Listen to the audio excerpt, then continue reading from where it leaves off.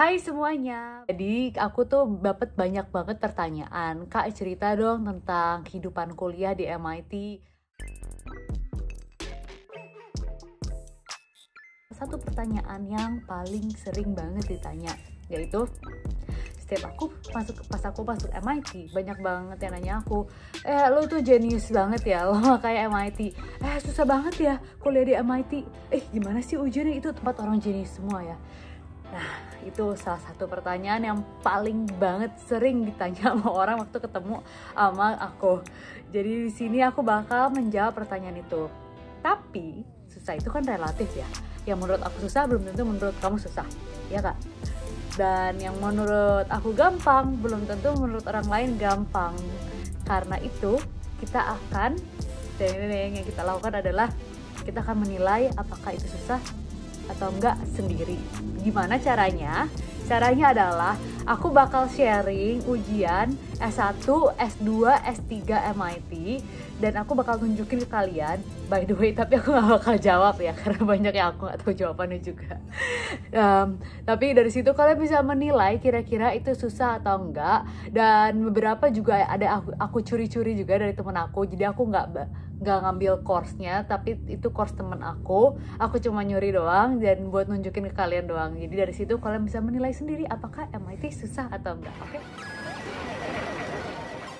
Untuk ujian pertama yang aku bakal tunjukin adalah dari course yang paling populer di MIT, yaitu course Computer Science. Untuk mahasiswa major Computer Science itu harus ngambil course ini course intro namanya 60001. Dari mahasiswa S1 MIT bisa dibilang tuh 50-60% itu ngambil major, bukan hanya major, mungkin major, primary major atau secondary major itu related to computer science. Jadi banyak banget isinya kelas ini. Dulu aku pun ngambil kelas ini karena harus.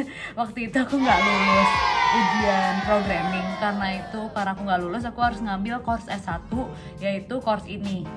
Ya udah deh, aku ngambil dan itu kelasnya super duper rame. Itu kelasnya kayak ada 200-an orang lebih dalam satu kelas, super rame banget. Itu kelasnya bener-bener praktikal banget sih. Di situ kayak sambil kelas kita sambil praktikin coding dan lain-lainnya. Pas itu tuh aku ngambil karena aku harus tes programming one on one sama dosen aku. Karena itu aku nggak mau aku harus ngambil kelas itu. Dan di sini aku bakal nunjukin kalian course gimana sih untuk ujiannya. Oke, kita sekarang lihat ujiannya ya. Ini tuh micro quiz aku pas kemarin itu, karena kita ngerjain semuanya online, kita dikasih waktu kalau misalnya kita pencet start quiznya cuma 30 menit doang buat ngerjain semua ini. Yang soalnya cuma 2 sih, soalnya satu itu yang benar-benar kayak teori, satunya lagi yang kita harus write our own code. Sebenarnya kalau misalnya ini lebih masih basic sih. Kalau misalnya buat 6001 biasanya kalau orang udah biasa coding pasti bisa. Lebih kayak bener-bener yang belajar tuh biasanya kadang-kadang lebih kayak banyak kan kayak linear regression, gimana ngebersihin data, itu banyak yang dibahas. Aku bakal nunjukin ini udah jelas sebenarnya. Aku kayak ini question pertama, terus abis itu ini question kedua yang teori-teorinya gitu sih. Nah itu menurut aku course ini tuh bener-bener berguna sih buat aku, karena aku bener-bener tahu dari basicnya. Karena kalau misalnya aku nggak belajar dari basic itu lumayan susah juga kalau misalnya langsung belajar yang advance, tapi gimana nggak tahu bener-bener basic buat ngebersihin datanya. Itu dia sih masalahnya.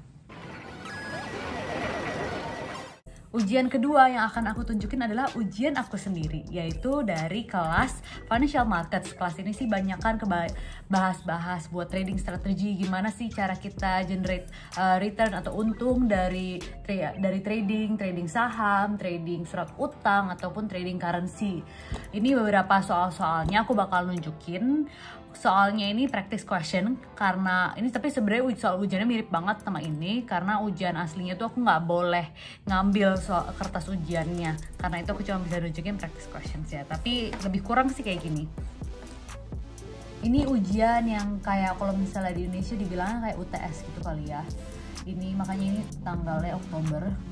Kalau misalnya ini soal pertama, ini gimana sih cara kita nyusun trading strategi buat saham. Jadi kita dikasih 4 pilihan saham, terus kita gimana cara kita nyusun trading strategi itu. Jadi kita suruh ngitung kira-kira nanti ada returnnya kira-kira berapa gitu untuk trading strategi kita. Gimana cara kita implementasi strategi itu, gimana apakah risikonya yang kayak. Terus kalau misalnya yang kedua, ini kita suruh mirip-mirip, ini juga sama sih. Kalau misalnya ini instrumennya saham juga, kita disuruh ngitung kira-kira excess return itu berapa atau return ekstranya itu berapa di sini.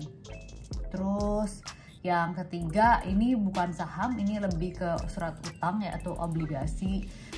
Buat kita suruh ngitung pricingnya itu berapa. Ini kan ada beberapa yang kosong-kosong nih ya, P0, P-coupon, kita suruh ngitung nih, ini kira-kira harganya berapa di sini, di situ. Terus sekarang ini kita disuruh ngitung juga tingkat bunganya berapa di sini. Ini kira-kira soalnya aku nggak bakal jawab, panjang banget soalnya, gila panjang banget. Ini gila, anak itu banyak banget. Jadi kalau misalnya di MIT tuh menurut aku kadang-kadang tuh kita bisa, tapi soalnya tuh banyak banget. Jadi setiap abis aku ujian tuh, aduh gila, aku hampir selalu aku tuh bener-bener selalu nggak bisa jawab semuanya kadang-kadang karena banyak banget soalnya. Jadi harus cepet-cepet. Ya udahlah, aku kayak nulis-nulis boro-boro deh, sempat ngecek lagi, banyak banget anaknya. Kalian bisa lihat kan di sini anaknya banyak banget, dan ujiannya tuh cuma 2 jam. FYI, panjang banget kan. Ini yang terakhir adalah credit risk premium. Ini finance banget sih by the way. Ini finance banget gitu deh. Mungkin kalian bisa mendapat gambaran nih dari ujian finance aku gimana. Susah nggak menurut kalian? Aku sih kadang-kadang kesusahan ya. Nggak, menurut aku kadang-kadang tuh aku Google kok nggak ketemu gitu jawabannya. Kalau gampang kan kayak Google pasti ada ya. Aku tuh susahnya adalah di Google kok nggak ada jawabannya. Itu kesulitan aku sih sebenarnya. Ujian terakhir yang aku masukin sini adalah ujian yang diambil sama teman aku yang lagi S3. Sebenarnya sih ujian ini graduate level, cuman karena teman aku lagi S3 ngambil course ini, jadi aku masukin di bagian terakhir aja yang S3. Ujiannya ini campuran dari course 6 sama course 15. Course 15 itu biasanya manajemen, course 6 itu biasanya related to computer science di sini. Nama course-nya ini Fundamentals of Probability. Kelihatannya tuh kayak cuma sebentar gitu ya, kayak karena cuma 2 halaman. Tapi aku yakin ini lama banget ngerjainnya. Dikasih kesempatan kita buat bawa cheat sheet. Biasanya ini hampir semua ujian aku yang kayak kuant gitu aku dikasih cheat sheet gitu sih, biasanya 2 halaman terus bolak-balik, jadi 4 lah ya, 4 totalnya. Kalau aku sih masih kecil banget tuh kayak gitu. Di sini ini semua karena ini buat probability, jadi semuanya probability related semua. Segitu aja video kali ini. Tadi kita udah bahas ujian S1, S2, sampai ujian teman aku yang lagi ngambil S3. Gimana menurut kalian? Susah atau gampang? Jawab ya di kolom komen, jadi aku tahu deh kalau misalnya MIT sebenarnya susah atau enggak.